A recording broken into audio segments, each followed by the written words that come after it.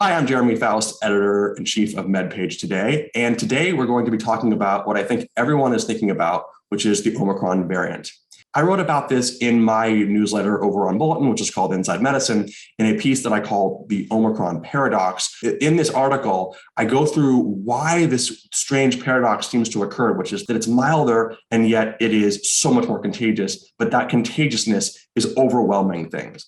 One of the things that I needed to know for writing this was a little bit more about the details of what they were seeing in South Africa. So for the second time in a little while, I reached out to these people in South Africa, these wonderful researchers, to ask them about data that they did not publish. And what they told me was that indeed, Omicron is about 53% less likely to cause hospitalization across the board than Delta. That was adjusted for age, and that was adjusted for vaccination status, and that was adjusted for medical comorbidities. So that really does tell you that native Omicron is milder. And on top of it, the level of ICU care that's required, intensive care, is also lower on top of that. So we definitely know that that's a real thing. But we also have seen in the United States that case counts have just skyrocketed, unlike anything we've seen so far. And that's including in the pre-vaccine era, during the vaccine era. So we now know that this is out of control. So there's a great graphic that I had made by Kristen Pantagani. And in the graphic, you can really see that for a virus like Delta, we call it virus D, the hospitalization rate per case is higher.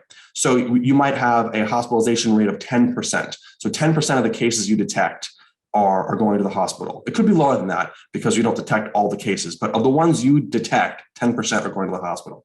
Meanwhile, a virus like virus O or virus Omicron is about 5%. So of all the cases you detect, 5% will be hospitalized.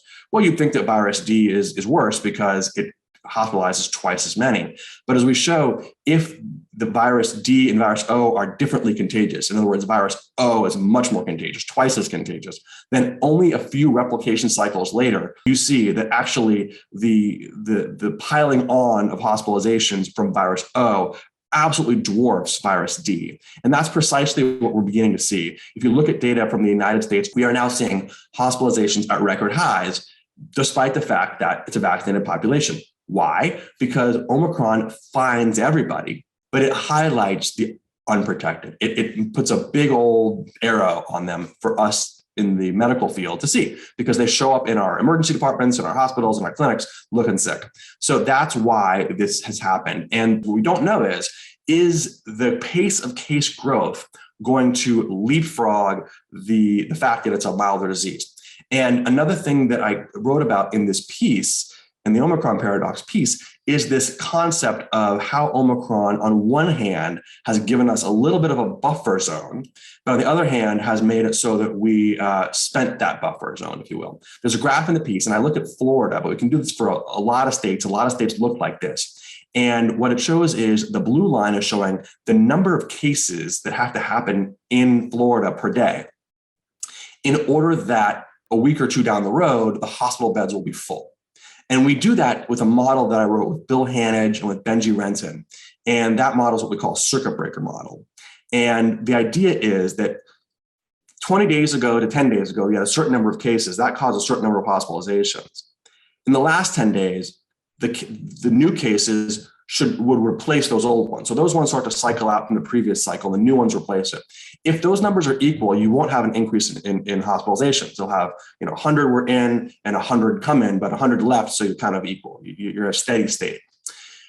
With Omicron, it's super interesting because it looks like because it's less, it causes less serious disease, it's a little bit less virulent, the number of cases you need to predict that you would actually exceed your hospital capacity gets higher.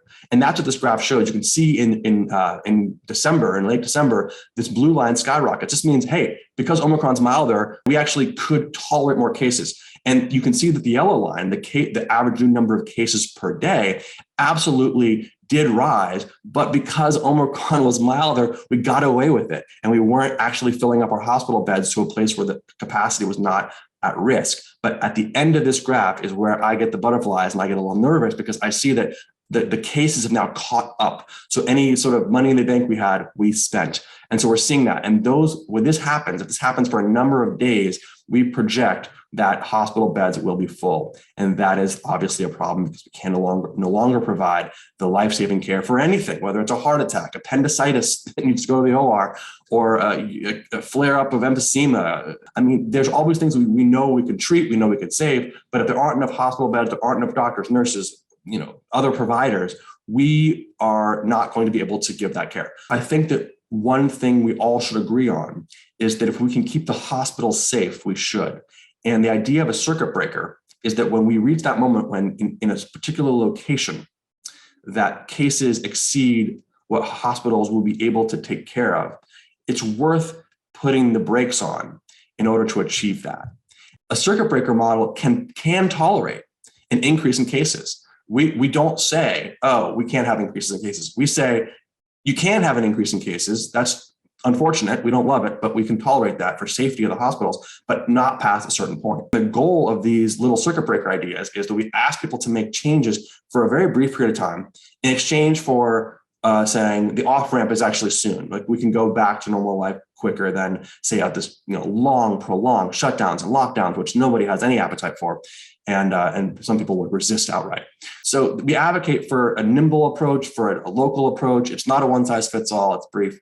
And that's really what this is about. How do we overcome the Omicron paradox that's going to certainly will overwhelm our hospitals unless we add capacity to slow this down.